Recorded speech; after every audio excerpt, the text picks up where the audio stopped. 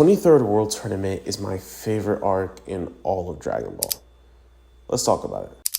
A few weeks ago, I had a conversation with some friends about what some of the best fights to come out of this series were.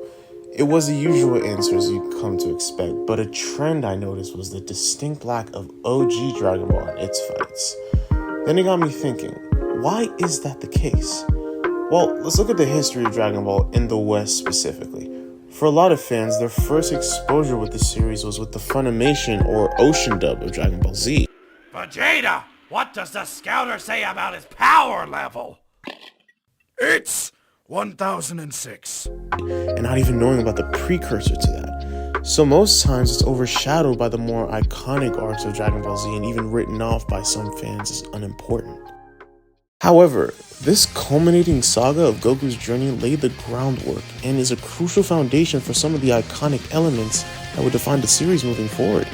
It delivers a masterclass in character-driven storytelling and thrilling action, and in my opinion, it's an arc that deserves to be revered amongst Dragon Ball's very best.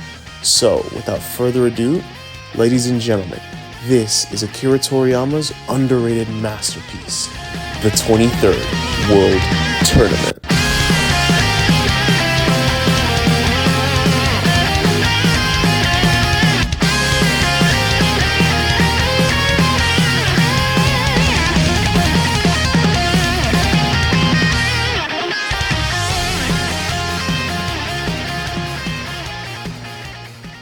From the get-go, this arc serves a double purpose. The first being a pseudo-epilogue to the prior Demon King Piccolo arc. It introduces new characters who will play a pivotal role in this arc, specifically in Kami, the Guardian of Earth, and the reincarnation of Piccolo, who is going to serve as our main antagonistic force for this arc.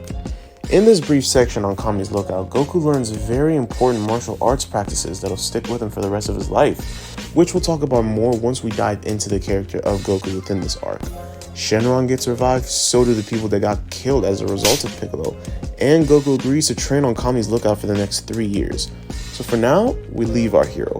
For the next time we see him, it'll be 3 years later at the 23rd Tenkaichi Budokai, where he's destined for a rematch between the reincarnation of his greatest enemy, with the fate of the world hanging in the balance.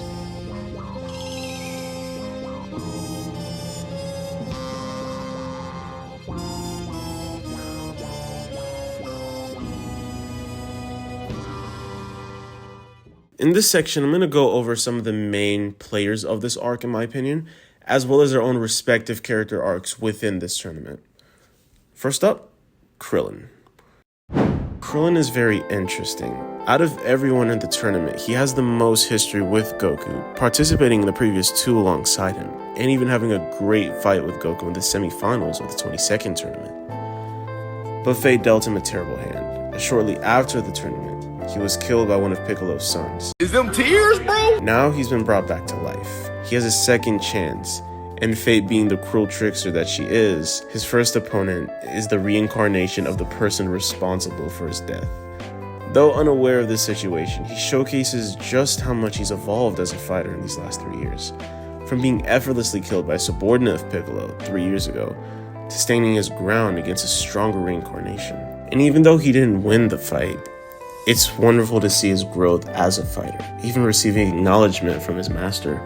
Truly a beautiful moment, and a perfect cap on Krillin's story, in my opinion. Next up, Ten Shinhan. When he was first introduced in the 22nd World Tournament, it was as a direct foil to Goku. He was under the tutelage of mercenary Tao, who was believed to have been killed by Goku. So this entire arc, it's been his mission to exact revenge on Goku for that, by any means necessary. But throughout their fight, and due to the infectious character that Goku is, Ten Shinhan comes to grow respect for him, and wanting to fight like a true martial artist, Ten Shinhan stops using underhanded tactics and chooses to fight Goku on equal footing. And he goes from a revenge mission to becoming Goku's rival and eventual ally, assisting him in the defeat of King Piccolo. He also has a natural evolution and changes his outlook on people, most specifically Son Goku. It all comes to a head when he's faced with his former teacher, Mercenary Tao, now rocking a new robotic body. Throughout the fight, he comes to learn that the Preen School never truly cared about the sacred practices of martial arts. so making quick work of mercenary Tao. He leaves that former life behind him, thus completing his own full circle arc. Now we can't talk about this arc without talking about the person that steals the show whenever he's on screen.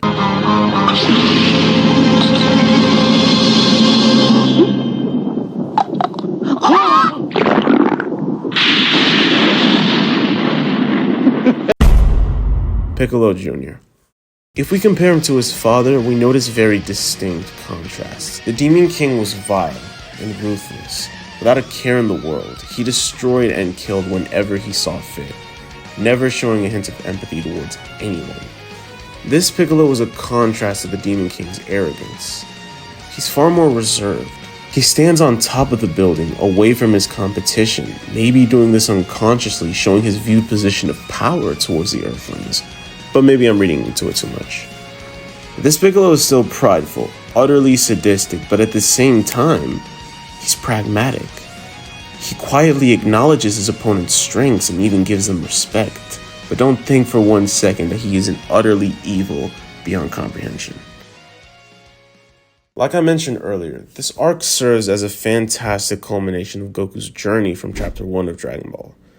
From starting out as a naive boy who appeared to be too strong for his own good, to a capable young man fit for the title Hero of Earth.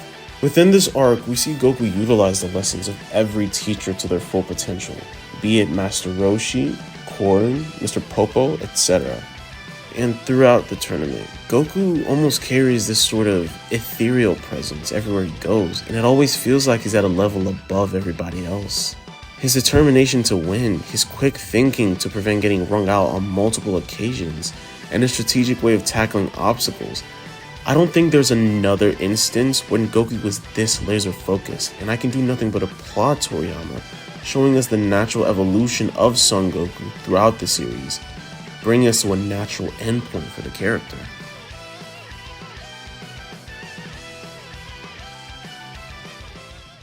I'll only briefly talk about this, but there is no underselling how vital this arc was for the future of the series.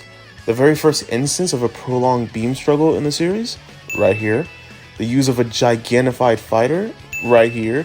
Now granted, Goku transformed into an Ozaru prior to this, but he was never truly in control of his actions, so I don't think that counts. And of course, the maturity of storytelling that Toriyama starts to employ in his arcs. I'd say that the King Piccolo arc was the precursor, but this one definitely hammers down the shift in storytelling. While not having the iconic moments of Z, this arc innovated with its set pieces, fight choreography, high stakes tension, and character driven conflicts that would define later arcs. Of course, we can't talk about Dragon Ball without the insane battles, and this arc provides some outstanding battles that merge both spectacle and substance. I won't go into detail on every one. I'd recommend you go back and watch/read it for yourself. I'll just highlight some of my personal favorites, starting with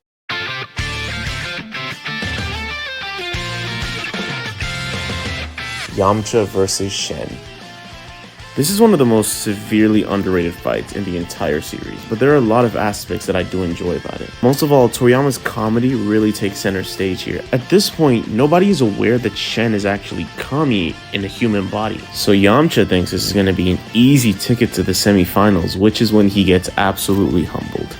Yamcha desperately tries to look cool, but it ends up backfiring in the worst possible way.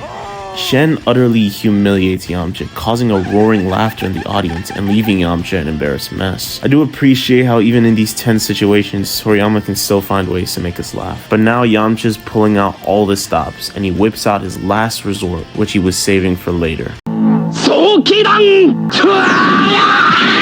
Even then, it's no match for Shen as he makes quick work of Yamcha, punching his ticket to the semifinals. Next up,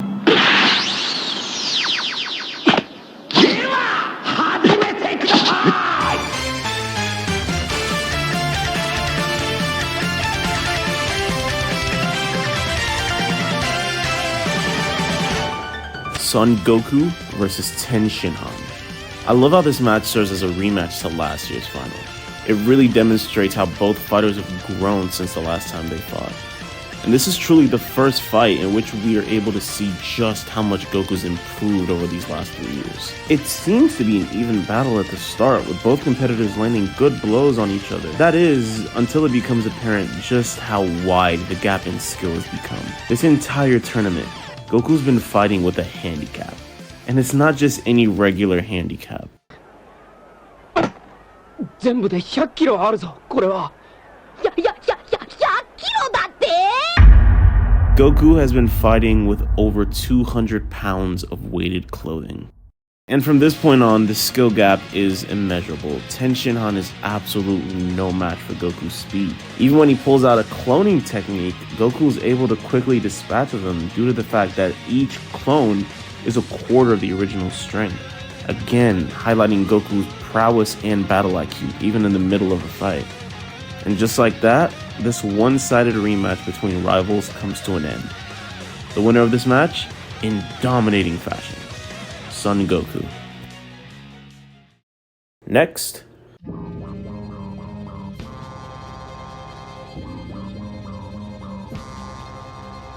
Shen versus Piccolo Jr. Aside from Goku's fight with Chi-Chi in the quarterfinals, this is probably the shortest fight in the tournament. Even with that, it gets a lot of things done in a very short amount of time. It expands more on the race of Piccolo and Kami, since at this point in the series, we don't really know what they are or where they came from. This leaves seeds that could potentially be touched upon in later arcs, which does end up happening. But its second huge purpose is very simple. It's used to highlight just how powerful this new Piccolo is. Shen, who's of course Kami in a human body, sees it fit to come down to Earth and rid the threat that is Piccolo once and for all. For you see, when Kami first arrived on Earth, he and Piccolo were one, with Piccolo being his evil desires. So to become purified, he split with him, releasing who we would come to know as King Piccolo into the world to cause havoc, while Kami became the new guardian of Earth. So now, he's put the responsibility of taking care of Piccolo on himself due to his guilt and his regret for splitting with him and letting him loose on Earth. He pulls out a technique that Piccolo is all too familiar with. He uses the Mafuba and it's aimed point blank at Piccolo. There's no escape. It's all over. Earth is safe once again. Piccolo reverses the technique right back at Kami and seals him instead. Before he's sealed, Kami pleads with Goku to end Piccolo, even if it's at the cost of his own life. And to end the chapter, a single haunting line. このピッコロ様にいつまでも同じ手が通用すると思ったら大間違いだ。もはや俺様に弱点はなくなったのだ。Now the fate of the world rests solely on Son Goku. The winner of this match, Piccolo. And with that, ladies and gentlemen, we have come to the finals of the 23rd Tenkaichi Budokai. In this battle, not only will a victor be decided and a new champion be crowned, but the fate of the Earth as we know it will be decided here and now. So without further ado, この俺はピッコロ大魔王の生まれ変わりだ。そろそろ全開でいくかな。再びピッコロ様の天下が蘇るのだ。おめえなんかに天下は取らせねえからな。死ねお前の負けだ。 Son Goku versus Piccolo Jr. This fight has a lot of stakes for both parties involved. For Piccolo, this is his chance at revenge, to make Goku pay for the death of his father and reclaim his throne as ruthless dictator over all the land. For Goku, this is his third tournament and his third time in the finals. Both previous times he's come up short, but this time around, he's determined to walk away the victor. But there are extra stakes involved this time because now he has the responsibility of keeping everyone in the tournament arena safe in case Piccolo decides to go berserk and blow everybody up, which he threatens to do twice, by the way. This is a grueling war of attrition and willpower, highlighting the best parts about both characters and even some of Goku's character poison, but we'll get to that. Everything about this battle is near perfection from start to finish. There is no dull moment whatsoever, and like I mentioned earlier, we see some set pieces that'll become the backbone in future arcs to come. The period where Piccolo turns giant and onwards in this fight is where we see the peak of Goku's growth, not just as a character, but as a martial artist. The old Goku would have probably tried to take Piccolo down with raw strength, but instead, he uses his intellect to his advantage, baiting Piccolo to transform even larger, giving him the perfect chance to launch himself straight into his mouth. And as a result of his strategic thinking, he manages to free Kami from the bottle he was sealed in. Now we're in the endgame, and both competitors are pulling out all the stops, like Goku using his feet to launch a Kamehameha, freeing up his hands to deal damage. And we even see some of Piccolo's tenacity and fortitude, pulling out things we never even knew were possible, like regenerating limbs. But now, Piccolo's had enough, and he pulls out his trump card, a massive explosive wave that levels the entire island. And Goku tanks it. Let me say that again. This explosion destroyed everything it touched on the entire island, and Goku tanks it, point blank. And right here is where Piccolo truly felt the fear of God, as Goku launches a devastating combo, ending it with a Kamehameha.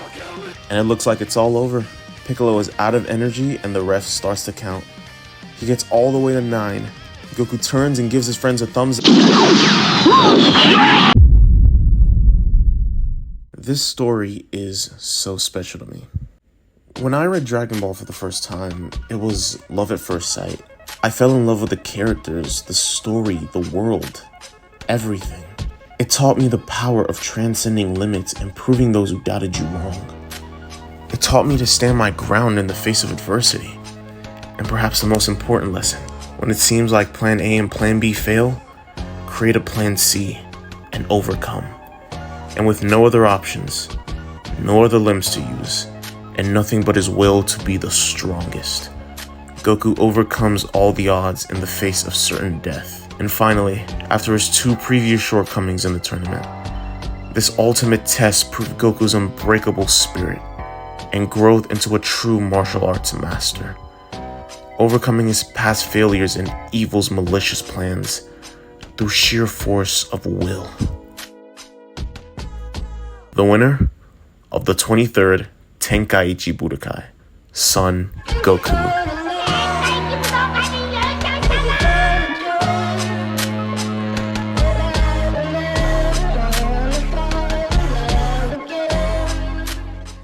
Going back to read this arc again was such a fun time. I honestly forgot just how good it was. From the fight choreography to the high stakes to the character moments, just cinema. You can really see the seeds being planted for the moments we would all come to know and love, while still being able to tell its own captivating story. A truly underrated masterpiece that doesn't get talked about nearly enough. But in my opinion, it deserves to be in discussion with some of the heavy hitters of this story.